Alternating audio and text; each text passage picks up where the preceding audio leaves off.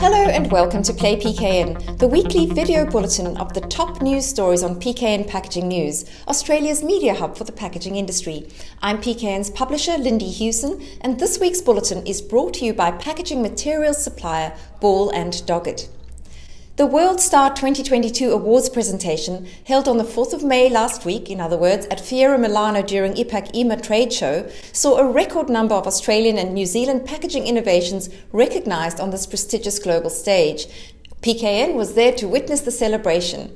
Now, after 2 years of online ceremonies, some 300 packaging professionals representing 37 countries gathered to celebrate the winners in this global packaging competition organised by the World Packaging Organisation. Over 240 awards were presented in total across various categories, but for the Australians present in the auditorium and those back home unable to join, it was a very special night indeed. Among the ANZ companies achieving multiple awards were Wellman Packaging, Planet Protector Packaging, Omni Group, Zipform Packaging, Sealed Air, OF Packaging and CHEP Australia. Other Aussie award winners included Packpot, Woolworths Group, Cycle Pack, Rema Australia, Cove, Biopack, Simplot Australia, Pact Group, Birdstone Collective. And then in the special awards, Woolworths Group picked up a silver in sustainability for its paper seal meat tray, and Sealed Air a bronze in the packaging that saves food category for its vacuum pack for Junie lamb. And then we also saw label makers Graham Lang receive the 2022 Lifetime Achievement Award in Packaging. It was a very proud occasion indeed.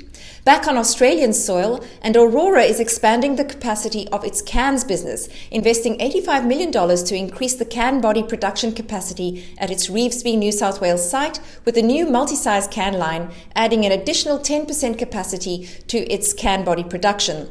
The new can line at Revesby expected to come online in 2025.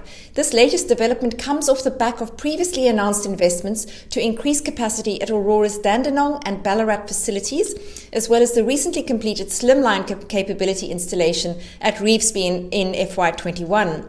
Including this new line, Aurora has committed around $195 million to capability and capacity expansion for its growing cans business. The new can line at Dandenong and increased ends capacity at Ballarat are set to provide an incremental 10% uplift in cans capacity, and both projects are on track to be commissioned through FY23. Now, in other Aurora news, the company has succeeded in its grant application to support the planned construction of an oxygen-fueled furnace at its glass manufacturing plant in Gawler, South Australia, receiving $12.5 million from the federal government under the Modern Manufacturing Initiative. This will be a first for Australia and supports Aurora's ongoing commitment to reducing greenhouse gas emissions.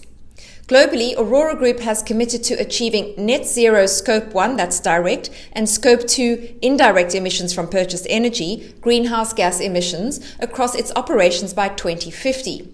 Aurora also has an interim goal of a 40% reduction from 2019 levels by 2035 and a target of 60% recycled content for glass bottles by 2025. The oxygen-fueled furnace, which would replace existing furnace technology, would contribute to this goal, together with the construction of a $25 million beneficiation plant at Gawler, which is expected to be commissioned in the fourth quarter of this year.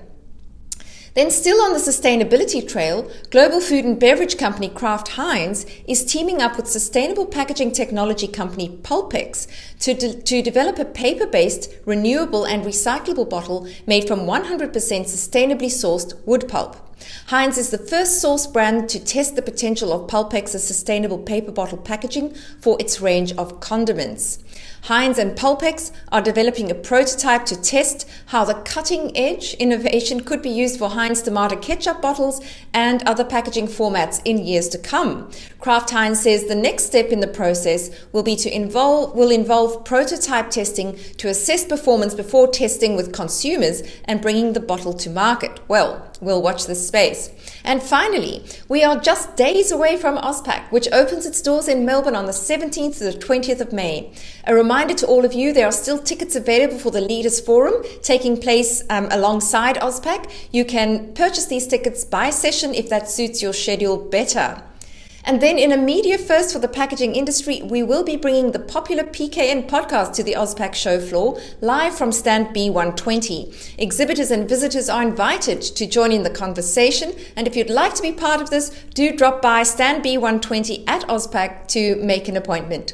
Well, that's the wrap for this week. Next week, we'll be coming to you live from AUSPACK. I'll see you there.